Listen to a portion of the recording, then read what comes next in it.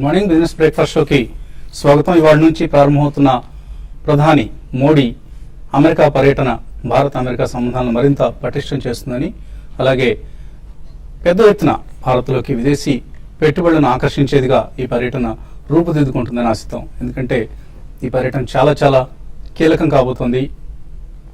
Indian ఎకానమీకి సంబంధించి విదేశీ ఇన్వెస్టర్లలో చాలా చాలా కన్సర్న్స్ ఉన్నాయి. ఎందుకంటే 2010కి ముందు ఇండియన్ ఎకానమీ ఒక సూపర్ పవర్గా మారుతుందని అందరూ ఆశించారు, అనుకున్నారు. India is a potential super power అని. కానీ 2010 తర్వాత యూపీఏ ప్రభుత్వ నిర్వాహకాల వలన చాలా చాలా డ్యామేజ్ జరిగింది. అండ్ ఇండియన్ ఎకానమీ అంతకుముందు చైనీస్ ఎకానమీలో 1/3గా ఉన్నది ఇప్పుడు 1/5కి మారింది. సో ఇటువంటి పరిస్థితి నుంచి మళ్ళీ భారత్ ఆర్థిక వ్యవస్థ బలోపేతం అవుతుందని, ఈ దిశగా మోడీ అమెరికా పర్యటనలో రకరకాల చర్యలు ప్రారంభమవుతాయని మనం ఆశిద్దాం. నిన్నటి మేక్ ఇన్ ఇండియా కూడా ఆ విశ్వాసాన్ని నెలకొల్పే దిశగా తీసుకున్న మొదటి చర్యగా మనం భావించాలి. ఇకపై రాబోయే రోజుల్లో ఇటువంటి పరిణామాలు చాలా చోటు చేసుకుని పోతున్నాయి. అండ్ ఈ పరిస్థితి అటు భారత ఆర్థిక వ్యవస్థకు, మన స్టాక్ మార్కెట్స్ కూడా పాజిటివ్గా మారుతుందని ఆశిద్దాం. ఇక గ్లోబల్ క్యూస్ విషయానికి వస్తే నెగిటివ్గా ఉన్నాయి. Morning last night US markets గత 2 నెలల్లో ఎన్నడూ లేనంతగా నష్టపోయాయి. సో అటు geo political concerns like Syria, Iraq మీద అటాక్స్ కావచ్చు, అలాగే యూరోప్లో చాలా పరిణామాలు చోటు చేసుకుంటున్నాయి. రష్యాలో ఆస్తులను సీజ్ చేసేందుకు కోర్టులకు అధికారం ఇచ్చారు. సో దీనివల్ల ఫారిన్ అసెట్స్ ఏవైతే ఉన్నాయంటే, ఫారినర్స్ వచ్చి రష్యాలో ఎక్వైర్ చేసిన అసెట్స్ ఏవైతే ఉన్నాయో వాటిని కూడా సీజ్ చేస్తారేమో. ఎందుకంటే రష్యాలో ఎంఎన్సీస్, ప్రధానంగా అమెరికన్ కంపెనీస్ లైక్ యాపిల్ కావచ్చు, సిస్కో, ఇంటెల్, ఇటువంటి కంపెనీస్ అన్ని కూడా భారీగా అక్కడ తమ ఇన్వెస్ట్మెంట్స్ చేశాయి, అసెట్స్ అక్కడ నెలకొల్పాయి. వాటిని కనుక ఒకవేళ కోర్ట్స్ సీజ్ చేయటం జరిగితే, ఇప్పుడు జరుగుతున్న పరిణామాల కారణంగా ఈ శాంక్షన్స్ ఈ నేపథ్యంలో కోర్ట్స్కు విశేష అధికారాన్ని కట్టబెట్టింది రష్యన్ ప్రభుత్వం. అందువల్లనే లాస్ట్ నైట్ యుఎస్లో డౌజోన్స్ ఇండెక్స్లో ఉన్న 30 స్టాక్స్లో 30 కూడా నష్టాలతో క్లోజ్ అయ్యాయి. సో ఈ పరిస్థితి ఇతర మార్కెట్స్లో కూడా కనిపిస్తుంది. ప్రస్తుతం ఏషియన్ మార్కెట్స్ కూడా నష్టాలు ట్రేడ్ అవుతున్నాయి. ఎస్టెక్స్ నిఫ్టీ కూడా నష్టాలు ట్రేడ్ అవుతుంది. అండ్ నిన్న యూరోపియన్ ఇండిసెస్ అన్ని కూడా నష్టాల్లో క్లోజ్ కావడం చూసాం. సో ఆల్ ఇన్ ఆల్ ఒక సెల్లింగ్ మార్కెట్ ఇది. అందరూ సెల్లింగ్ మూడ్లో ఉన్నారు. ఎఫ్ఐఎస్ ప్రత్యేకించి ఫారిన్ ఇన్స్టిట్యూషనల్ ఇన్వెస్టర్స్ గత కొద్ది సెషన్స్గా మనం చెప్పుకుంటూనే ఉన్నాం, సెల్లింగ్ నెట్ సెల్లర్స్గా ఉంటున్నారు. సో లాస్ట్ 4 సెషన్స్లోనే 3,000 కోట్ల రూపాయలకు పైగా క్యాష్ మార్కెట్స్లో ఎఫ్ఐఎస్ సెల్లింగ్ చేశారు. నిన్న కూడా 850 crores వర్త్ స్టాక్స్ను ఎఫ్ఐఎస్ ఇండియన్ మార్కెట్స్లో సెల్ చేయడం చూసాం. అండ్ డెలివరీ బేస్డ్ సెల్లింగ్ కనిపిస్తుంది. ఐసిఐసిఐ కౌంటర్లో ఒకదానిలోనే లాస్ట్ 3 సెషన్స్లో 500 కోట్ల రూపాయల పైగా డెలివరీ బేస్డ్ సెల్లింగ్ చేశారు. అలాగే రిలయన్స్, ఎల్ఎన్టీ, ఇవన్నీ కూడా డెలివరీ బేస్డ్ సెల్లింగ్ జరుగుతుంటే ఇక మిడ్ అండ్ స్మాల్ క్యాప్స్ పరిస్థితి మనం చెప్పనవసరం లేదు. చాలా చాలా అమ్మకాల ఒత్తిడిని ఎదుర్కొంటున్నాయి. ప్రధానంగా హై బీటా స్టాక్స్, పవర్ కావచ్చు, మెటల్స్ కావచ్చు, ఇన్ఫ్రాస్ట్రక్చర్, రియాలిటీ సంబంధించినవి, అలాగే బ్యాంక్ స్టాక్స్. ఐసిఐసిఐ బ్యాంకులో మనం అనుకున్నాం 500 crores worth stocks FIIs delivery based selling చేశారని. ఇక మీడియం సైజ్ బ్యాంక్స్, పిఎస్యూ బ్యాంక్స్లో ఈ సెల్లింగ్ మరింత ఎక్కువగా ఉంది. అండ్ ఈవెన్ ఆటో స్టాక్స్లో కూడా ఇప్పుడు దాకా ప్రాఫిట్స్లో ఉన్న ఆటో స్టాక్స్, ఆటో యాన్సిలరీ స్టాక్స్లో కూడా మనం సెల్లింగ్ చూస్తున్నాం. So across the board selling కనిపిస్తుంది. ఇది మరికొంతకాలం కొనసాగే అవకాశాలు కూడా డెఫినెట్గా మనకు సమీప భవిష్యత్తులో కనిపిస్తున్నాయి. సో కేర్ఫుల్గా ఉండాలి. హడావుడి ఏం లేదు, తగ్గినప్పుడు కొనమన్నాం కదా అని చెప్పేసి హడావుడిగా 2%, 3% కరెక్షన్స్కి కొనొద్దు. కొద్దిగా వెయిట్ చేయండి. మేబీ ఒక క్లియర్ సిగ్నల్స్ మనకి అయిపోయింది, వర్స్ట్ అయిపోయింది, ఇది బుల్ మార్కెట్స్లో వచ్చిన కరెక్షన్, ఈ కరెక్షన్ను మనం బయింగ్కి అనుకూలంగా మార్చుకుందాం అన్న ఒక సంకేతాలు కొన్ని వస్తాయి. మన కార్యక్రమంలో ఎప్పటికప్పుడు అందిస్తూ ఉంటాం. సో అటువంటి సంకేతాలు వచ్చినప్పుడే బయింగ్కి వెళ్ళండి. ఇవాళ కూడా గ్యాప్ డౌన్ ఓపెనింగ్ కోసం సిద్ధమవుతున్నాయి. ప్రస్తుతానికి ఐటీ, ఫార్మా, ఎఫ్ఎంసీజీ ఈ 3 సెక్టర్సే మనకు రూల్ ది రూస్ట్ అన్న పద్ధతిలో ట్రేడ్ అవుతున్నాయి. ఎందుకంటే సెప్టెంబర్ సిరీస్లో మనం 7 నెలల తర్వాత ఫస్ట్ సిరీస్ నిన్నటితో ముగిసిన సెప్టెంబర్ సిరీస్ను మనం నష్టాలతో ముగించాం. స్వల్ప నష్టాలు ఆఫ్ కోర్స్. అండ్ అక్టోబర్ సిరీస్లో ఈ నష్టాలు ముదురుతాయా, లేకపోతే రిజల్ట్స్ ఏవైనా పాజిటివ్ క్యూస్ ఇవ్వడంతో కొంత మళ్ళీ మార్కెట్స్లో బయింగ్ చూస్తామా అన్నది. So October series is going to be a key series for the markets, Indian markets. ఇదే సిరీస్లో మనకు అటు దసరా, దీపావళి లాంటి పండుగలు వస్తున్నాయి. పండుగలకు ముందు ఉండే వాతావరణం ఎలా ఉంటుంది, అలాగే పండుగ తర్వాత ఎటువంటి పరిస్థితులు నెలకొంటాయి, ఈ అంశాన్ని మార్కెట్స్ నిశ్చితంగా గమనిస్తున్నాయి. ప్రత్యేకించి mid and small caps, retail investors ఎక్కువగా ఇన్వెస్ట్ చేసే స్టాక్స్ ఇవి. కేర్ఫుల్గా ఉండండి. ప్యానిక్ అవసరం లేదు. అలా అని చెప్పేసి మనం ప్రతిదాన్ని కూడా ఒక బయింగ్ ఆపర్చునిటీకి తీసుకునే ప్రయత్నం కూడా చేయొద్దు. కొద్దిగా కాషియస్గా కేర్ఫుల్గా రిజల్ట్స్ సీజన్ ఎలాగో ప్రారంభమవుతుంది కాబట్టి రిజల్ట్స్ని కూడా వాచ్ చేస్తూ బయింగ్ డెసిషన్స్ తీసుకోవచ్చు. మార్కెట్స్ ఏదో ఇవాళ రేపటితో అయిపోయే మార్కెట్స్ కావు ఇవి, they are forever. Markets పరిస్థితి గురించి మాట్లాడేందుకు అనలిస్ట్ మనతో సిద్ధంగా ఉన్నారు. సో ఒక వీక్ ఓపెనింగ్ కోసం మార్కెట్స్ సిద్ధమవుతున్నాయి ఇవాళ కూడా. అండ్ అక్టోబర్ సిరీస్ సంబంధించి మార్కెట్స్ లో ఎటువంటి అంచనాలు ఉన్నాయి? బేసిక్లీ అక్టోబర్ సిరీస్ కూడా I think it should be completely consolidation zone అండి. మనం గతంలో లాస్ట్ 1 వీక్ నుంచి కంటిన్యూస్లీ చెప్తూనే ఉన్నాం. సెప్టెంబర్ 30th తర్వాత రిజల్ట్స్ అనేది మనకి అక్టోబర్ 10th నుంచి దే విల్ స్టార్ట్ ఫ్లోయింగ్ అండి. Almost up to November 1st week దాకా కూడా. November 15th actually is the deadline. So మనకి అక్టోబర్ 10th 15th తర్వాత results will start flowing in. So October series కూడా I don't think there will be a major upward thrust in the market అని చెప్పొచ్చండి. ఎందుకంటే చాలా రోజుల తర్వాత మనకి almost we're seeing some serious time wise correction in the market. So ఈ time wise correction ఇంకొద్ది రోజులు కొనసాగుతుందండి. డెఫినెట్లీ ఇది అక్రాస్ ద బోర్డ్ సెల్లింగ్ మీరు ఇప్పుడే మెన్షన్ చేశారు. అండ్ కొన్ని సెక్టర్స్ లో మాత్రం అసలు రిలెంట్లెస్ అప్వర్డ్ మూవ్మెంట్ మనం చూసాం. There was never ever a correction in the last 6 to 8 months continuously. So అటువంటి now they are starting cracking అండి. So definitely there will be 15 to 20% correction in individual sectors and individual stocks. Overall index, I think 5 to 7% correction is normal. It can also be a 10% correction from the peaks. Ante about 500 to 700 points minimum over a next 1 or 2 months correction kuda undachu.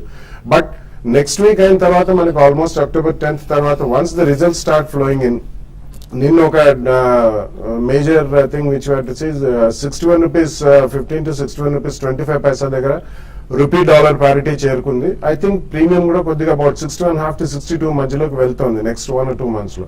So I think export oriented stocks again will take the lead అండి, like IT and pharma and some of the IT companies which have majority of the dollar revenues, and some pharma companies almost 90% plus అనేది వాళ్ళకి dollar revenues ఉన్నాయి. So ఇటువంటి వాటిలో ఎక్కడైనా cracks వచ్చినప్పుడు definitely కొనాలండి. Market పడుతుంది కానీ పడ్డప్పుడే మనకి మంచి ఆపర్చునిటీస్ దొరుకుతాయి.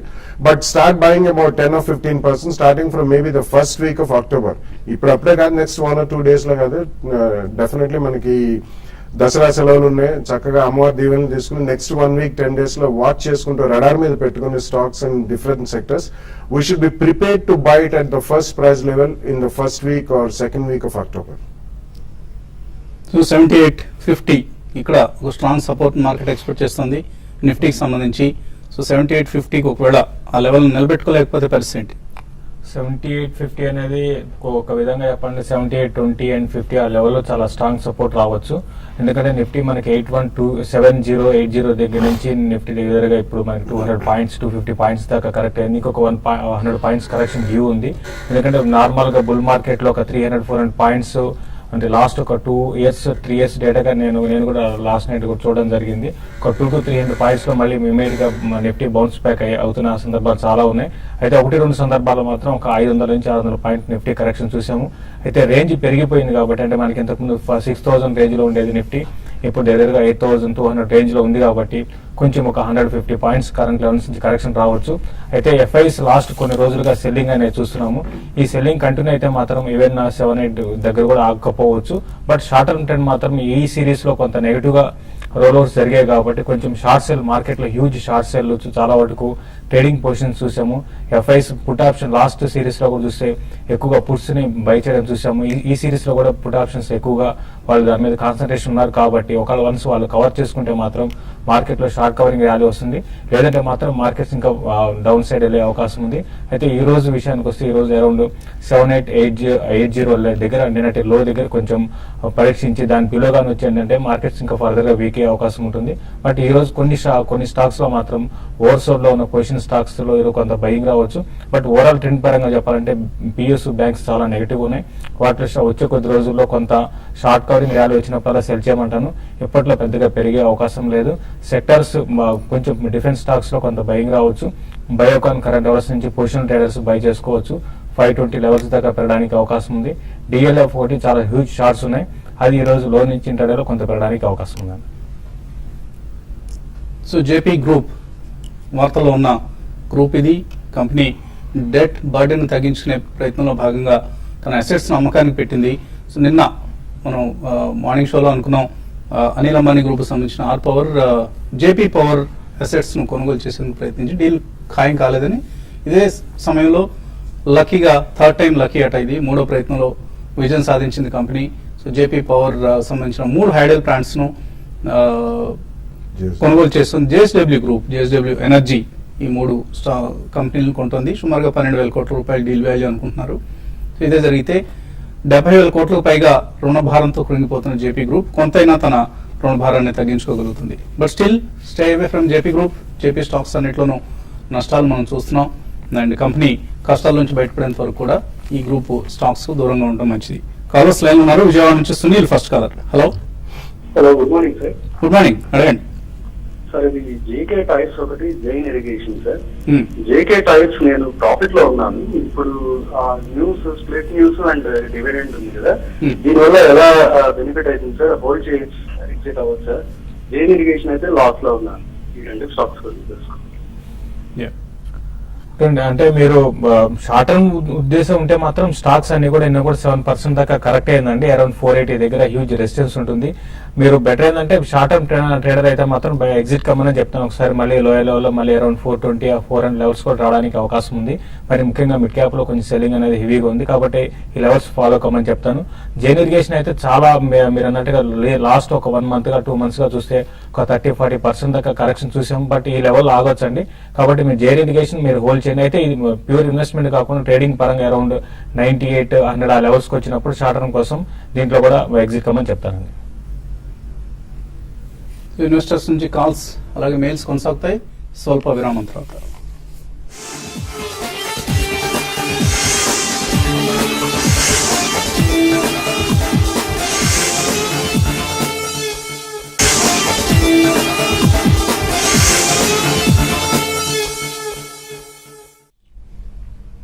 బిజినెస్ బ్రేక్ఫాస్ట్ తిరిగి స్వాగతం. కాలర్ లైన్ ఉన్నారు రాజేంద్ర బాపట్ల నుంచి. హలో. రండి. ITC October series 380 call option తీసుకున్నాం సార్. అది ఎట్లా ఉంటుంది? ఐటీసీ పరిస్థితి చూడండి, ఐటీసీ అయితే లాస్ట్ సిరీస్ లో ఒక విధంగా చెప్పాలంటే కొంచెం చాలా స్ట్రాంగ్ గా అవుట్ పర్ఫార్మ్ చేసిన స్టాక్ అని చెప్పొచ్చండి. మీరు 380లోని దీనికి హ్యూజ్ రెసిస్టెన్స్ అనేది ఫేస్ చేయొచ్చు. అయితే మళ్ళీ మార్కెట్స్ కొంచెం వీక్ గా ఇట్లా ఈ ట్రెండ్ ఉన్నప్పుడు ఎఫ్ఎంసీజీ కొంచెం అప్ ట్రెండ్ రావచ్చు అండి. మీరు హోల్డ్ చేయండి. At the same time stop loss మీరు అరౌండ్ 368 దగ్గర మీరు ఉంచుకోనండి. ఇమీడియట్ గా స్టాక్ లో ఒక అప్ ట్రెండ్ వచ్చి 380 పైన క్రాస్ కాగలిగితే 1-2 డేస్ లో మళ్ళీ అరౌండ్ 392 దాకా స్టాక్ పెరగచ్చు అండి. తర్వాత కాలర్ కర్నూలు నుంచి కుమార్. హలో. Hello sir. అడగండి Kumar. Good morning sir. Good morning, చెప్పండి. Sir Kaveri seeds granules India ఈ రేట్ లో బై చేయొచ్చు సార్? కావేరీ సీడ్స్ గ్రాన్యూల్స్ ఇవేంటి, ఎంతకాలం హోల్డ్ చేస్తారు? సార్ ఇది 6 మంత్స్ సార్. 6 months ఉద్దేశంతో తీసుకొచ్చారు 2 stocks. No, not a good idea అండి. 6 months కే definitely not a good idea. ఎందుకంటే ఆల్రెడీ ఈ 2 కూడా చాలా స్ట్రాంగ్ పర్ఫార్మెన్స్ ఉన్న షేర్లు and fundamentally also good companies, అందులో డౌట్ లేదు. కానీ 6 months అంటున్నారు కాబట్టి కొద్దిగా కరెక్షన్ ఇంకా ఉండొచ్చు అనేసి I think you should wait for September quarter results వచ్చిన తర్వాత ఇంకేదైనా కొద్దిగా క్రాక్ వస్తే మేబీ అరౌండ్ 7-10% అక్కడ మీరు తీసుకోమని చెప్తానండి. బట్ ఇటువంటి స్టాక్స్ మీరు 6 months వ్యూతో తీసుకోవద్దు. ఎందుకంటే Kaveri seeds first quarter is the best quarter. కొద్దిగా స్పిల్ ఓవర్ బిజినెస్ ఇక్కడ ఉంటుంది. నెక్స్ట్ 2 quarters రిజల్ట్స్ పరంగా అంత స్ట్రాంగ్ ఉండవుంది. గురు ప్రతాప్ రెడ్డి ఇల్లు నుంచి తర్వాత కాలర్. హలో. అడగండి గురు ప్రతాప్ రెడ్డి, అడగండి. Reliance capital, Reliance infra, Reliance industrial infra ఇవి ప్రీవియస్ బుల్ మార్కెట్ హైస్ కనీసం నెక్స్ట్ 3-4 years లో చేరుకునే అవకాశం ఉందంటే వీటిలో నుంచి బయట రావడం మంచిదంట. తర్వాత మీ న్యూస్ ఛానల్ కాస్త త్వరగా రావాలని కోరుకుంటాం.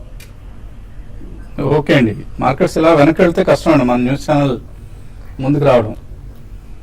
Reliance capital, Reliance infra, Reliance industrial infra అతను చెప్పింది కూడా కరెక్ట్ అండి. ఇది లాస్ట్ బుల్ మార్కెట్ లో మీరు చెప్పిన స్టాక్స్ అన్ని కూడా చాలా అంటే విపరీతంగా పెరగడం చూసాము. అయితే ఇప్పుడు ఉన్న మార్కెట్ కి అప్పుడున్న మార్కెట్ చాలా తేడా ఉందండి. ఇప్పుడంటే క్వాలిటీ స్టాక్స్ లోనే ఒక ఇన్వెస్ట్మెంట్ అనేది జరుగుతుంది కాబట్టి నా ఉద్దేశం ప్రకారం అంత పెద్దగా అప్ ట్రెండ్ అయితే ఉండకపోవచ్చు. అయితే వీటిలో కొంచెం రిలయన్స్ ఇన్ఫ్రా మాత్రం కొంచెం బెటర్ పొజిషన్ లో ఉంది. ఇది కొంచెం పెరగడానికి అవకాశం ఉంది. అరౌండ్ 800 ఆ లెవెల్ దాటిందంటే 1000 రూపీస్ అంటే లాంగ్ టర్మ్ కోసం చెప్తున్నాను, ఆ లెవెల్ రావచ్చు. రిలయన్స్ క్యాపిటల్ కూడా పెద్దగా హయ్యర్ లెవెల్ సెల్లింగ్ వస్తుంది కాబట్టి పెద్దగా పెరిగే అవకాశం లేదండి. బట్ ఈ లెవెల్స్ నుంచి మాత్రం ఒక 20-30% పెరిగే అవకాశం ఉందండి. సో ఒక్కొక్క బుల్ మార్కెట్ లో ఒక్కొక్క సెక్టర్, ఒక్కొక్క గ్రూప్ ఫేవరెట్ సెక్టర్ లేదా ఫేవరెట్ గ్రూప్ అవుతుంది. ఈసారికి అనిల్ అంబానీకి సంబంధించిన గ్రూప్ స్టాక్స్ ఏవి కూడా అంత బులిష్ గా లేవు. Maybe they will also participate, but ఇంత ముందులాగా మీరు అబ్నార్మల్ వాల్యూస్ స్పెక్యులేటివ్ యాక్టివిటీ చూసే అవకాశాలు కనపట్లేదు. రమేష్ హైదరాబాద్ నుంచి. హలో హలో అడగండి Ramesh morning sir. Morning. Hello good morning. అడగండి. జిఎంఆర్ షేర్లు ఉన్నాయండి మా దగ్గర, అరౌండ్ 4,000 ఉన్నాయి సార్. ఏ రేట్లో కొన్నారు? 32-33 పడింది సార్. చాలా కష్టం అండి ఆ రేట్ రావటం, ఇప్పట్లో రాదు. బాగా ఎక్కువ యావరేజ్ చేస్తాను ప్రయత్నం చేయొచ్చు అంటారా? యావరేజ్ అసలు చేయొద్దండి. మనం హైబీటా సెక్టర్ లో ప్రత్యేకించి ఇన్ఫ్రా స్టాక్స్ లో డోంట్ యావరేజ్. చాలా బ్యాలెన్స్ షీట్లు అన్ని కూడా గందరగోళంగా చేసుకున్నారు ఈ కంపెనీలన్నీ కూడా. సో ఎట్టి పరిస్థితులు యావరేజ్ చేయొద్దు. మీరు వేరే సెక్టర్ కి సంబంధించిన స్టాక్స్ కొనుక్కొని ఈ సెక్టర్ లో వచ్చిన నష్టాలను ఆ స్టాక్స్ లో పూడ్చుకునే ప్రయత్నం చేయండి. ఏవైనా అటువంటి స్టాక్స్ రికమెండ్ చేస్తారు? Yeah, definitely. ఇప్పుడే రూపీ గురించి మాట్లాడుకున్నాం కాబట్టి I think small and mid cap IT and pharmaceutical really happens to be the best sector అండి, because of the rupee weakness also. So అటువంటి వాటిలో maybe JB chemicals, Indoco remedies, Dishman pharmaceuticals and even మనకి NBFC companies కూడా కొన్ని మంచి ఉన్నాయి. Sundaram finance, M&M finance, capital first, ఇటువంటివండి. IT companies లో దెర్ ఆర్ స్మాలర్ కంపెనీస్ లో జెన్సార్ టెక్నాలజీస్, ఎన్ఐఐటి టెక్నాలజీస్, ఇటువంటి కంపెనీస్ లో మీరు 2 or 3 ప్రైస్ పాయింట్స్ లో కొనండి. Definitely I think will make some good money. Venkateswara Guntur నుంచి తర్వాత కాలర్. హలో గుడ్ మార్నింగ్ అండి వసంత్ గారు. గుడ్ మార్నింగ్, చెప్పండి. సార్ ఈ DCW మా బ్రోకరేజ్ అంటే నాకు ట్రేడింగ్ ఉన్న వాళ్ళు రికమెండ్ చేస్తున్నారండి 6 months 1 year కోసం బై చేసుకోవచ్చు అని. ఇది బై చేసుకోవచ్చు అంట, కరెక్టే అంటారా? లేకపోతే ఏదైనా మంచి స్టాక్స్ ఏదన్నా ఒక 1 year కోసం 2 lakhs మళ్ళీ ఇన్వెస్ట్ చేద్దాం అనుకుంటున్నాను.